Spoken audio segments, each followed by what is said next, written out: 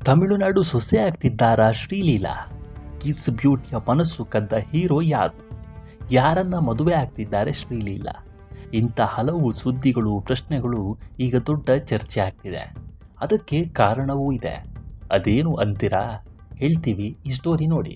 ಹೌದು, 2 ವರ್ಷಗಳ ಹಿಂದಿನವರೆಗೂ ಟಾಲಿವುಡ್ನಲ್ಲಿ ಅತ್ಯಂತ ಬ್ಯುಸಿ ಹೀರೋಯಿನ್ ಶ್ರೀಲೀಲಾ.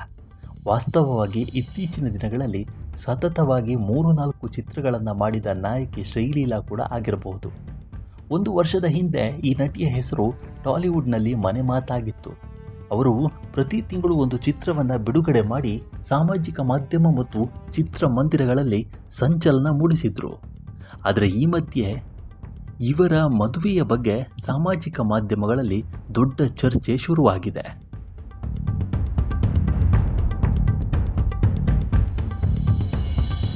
ಇತ್ತೀಚೆಗೆ ಚೆನ್ನೈನಲ್ಲಿ ನಡೆದ ಕಾರ್ಯಕ್ರಮವೊಂದರಲ್ಲಿ ಶ್ರೀಲೀಲಾ ತಮ್ಮ ಮದುವೆಯ ಬಗ್ಗೆ ಆಸಕ್ತಿದಾಯಕ ವಿಷಯಗಳನ್ನು ಬಹಿರಂಗಪಡಿಸಿದ್ರು. ಅವರು ಚೆನ್ನೈಯನ್ನ ಪ್ರೀತಿಸ್ತಾರೆ ಎಂದು ಹೇಳಿದ್ರು. ಇದಲ್ಲದೆ ಚೆನ್ನೈ ಹುಡುಗರು ತುಂಬಾ ಒಳ್ಳೆಯವರು ಅಂತ ಶ್ರೀಲೀಲಾ ಕಾಮೆಂಟ್ ಮಾಡಿದ್ರು. ಹೀಗಾಗಿ ನಯನತಾರಾ ಅವರಂತೆ ಶ್ರೀಲೀಲಾ ಕೂಡ ಚೆನ್ನೈ ಹುಡುಗನನ್ನ ಮದುವೆ ಆಗ್ತಾರಾ? ಶ್ರೀಲೀಲಾ ಈಗಾಗಲೇ ಚೆನ್ನೈನ ಹುಡುಗನಿಗೆ ಮನಸ್ಸು ಕೊಟ್ಟಿದ್ದಾರಾ? ಆ ಹುಡುಗ ಸಿನಿಮಾ ಸ್ಟಾರಾ ಅಥವಾ ಉದ್ಯಮಿನ ಅನ್ನೋ 10 ಪ್ರಶ್ನೆಗಳು ಶ್ರೀಲೀಲಾ ಅಭಿಮಾನಿಗಳಲ್ಲಿ ಶುರುವಾಗಿದೆ.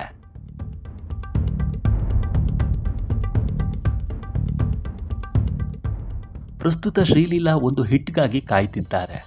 ವಾಸ್ತವವಾಗಿ ಈ ಸುಂದರಿಗೆ ನಿಜವಾದ ತೊಂದರೆಗಳು ಸ್ಕಂದ ಚಿತ್ರದಿಂದ ಪ್ರಾರಂಭವಾಯಿತು. ಅವರು ರಾಮ್ ಜೊತೆ ನಟಿಸಿದ ಸ್ಕಂದ ಚಿತ್ರ ಎಷ್ಟು ಕೆಟ್ಟದಾಗಿ ಫ್ಲಾಪ್ ಆಯಿತು ಅನ್ನೋದನ್ನು ಹೇಳಬೇಕಾಗಿಲ್ಲ. ಅದಾದ ನಂತರ ದಸರಾಗೆ ಬಿಡುಗಡೆಯಾದ ಭಗವಂತ ಕೇಸರಿ 100 ಕೋಟಿ ಕಲೆಕ್ಷನ್ ಮಾಡಿತು. ಆದರೆ ಬಾಲಯ್ಯ ಅವರ ಪ್ರಭಾವದಿಂದಾಗಿ ಶ್ರೀಲೀಲಾ ಹೆಚ್ಚು ಖ್ಯಾತಿಯನ್ನು ಪಡೆಯಲಿಲ್ಲ.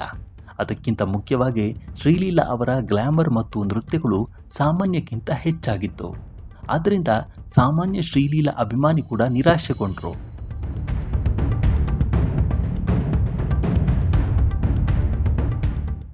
ಅದರೊಂದಿಗೆ ಆ ಹಿಟ್ ಬಾಲಯ್ಯ ಅವರ ಖಾತೆಗೆ ಹೋಯಿತು. ಅವರು ವೈಷ್ಣವ್ ತೇಜ್ ಜೊತೆ ಮಾಡಿದ ಆದಿಕೇಶವ 10 ದಿನಗಳ ಕಾಲ ಚಿತ್ರಮಂದಿರಗಳಲ್ಲಿ ಉಳಿಯಲು ಸಾಧ್ಯವಾಗಲಿಲ್ಲ.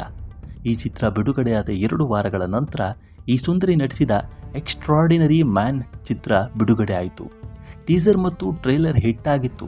ಆದರೆ ಅದು ಥಿಯೇಟರ್ಗಳಿಗೆ ಬಂದಾಗ ನಿರಾಶೆಯಾಗಿತ್ತು. ಅದಾದ ನಂತರ ಅವರು ಮಹೇಶ್ ಬಾಬು ಜೊತೆ ಗುಂಟೂರು ಕರಂ ಚಿತ್ರದಲ್ಲಿ ನಟಿಸಿದ್ರು. ವಾಸ್ತವವಾಗಿ ಪೂಜಾ ಹೆಗ್ಡೆ ಈ ಚಿತ್ರದಲ್ಲಿ ಮೊದಲು ನಾಯಕಿಯಾಗಿದ್ದರು. ಅವರು ಚಿತ್ರದಿಂದ ಹೊರಬಿದ್ದ ನಂತರ ಅವರು ಮುಖ್ಯ ನಾಯಕಿಯಾದರು.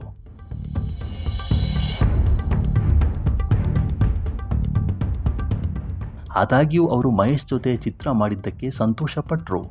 ಆದರೆ ಈ ಚಿತ್ರ ಶ್ರೀಲೀಲಾರನ್ನ ಉಳಿಸಲು ಸಾಧ್ಯವಾಗಲಿಲ್ಲ.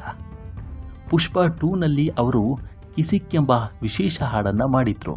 ಆದರೆ ಕಿಸಿಕ್ ಹಾಡು ಸಮಂತಾ ಅವರ ಓ ಅಂತವ ಹಾಡಿಗೆ ನೀಡಿದ್ದ ಕ್ರೇಜ್ನ ಅರ್ಧದಷ್ಟು ಸಹ ನೀಡಲು ಸಾಧ್ಯವಾಗಲಿಲ್ಲ. ಅದಾದ ನಂತರ ಅವರು ಮತ್ತೆ ನಿತಿನ್ ಜೊತೆ ಮಾಡಿದ ರಾಬಿನ್ ಹುಡ್ ಚಿತ್ರ 2 ವಾರಗಳಲ್ಲಿ ಬಾಗಿಲು ಮುಚ್ಚಿತು. ಇದೆಲ್ಲ ಆದ ನಂತರ ಈಗ ಕಿಸ್ ಬ್ಯೂಟಿಯ ಮದುವೆ ಚರ್ಚೆ ಶುರುವಾಗಿದ್ದು ಅವರೇ ಎಲ್ಲದಕ್ಕೂ ಉತ್ತರ ನೀಡಬೇಕಿದೆ.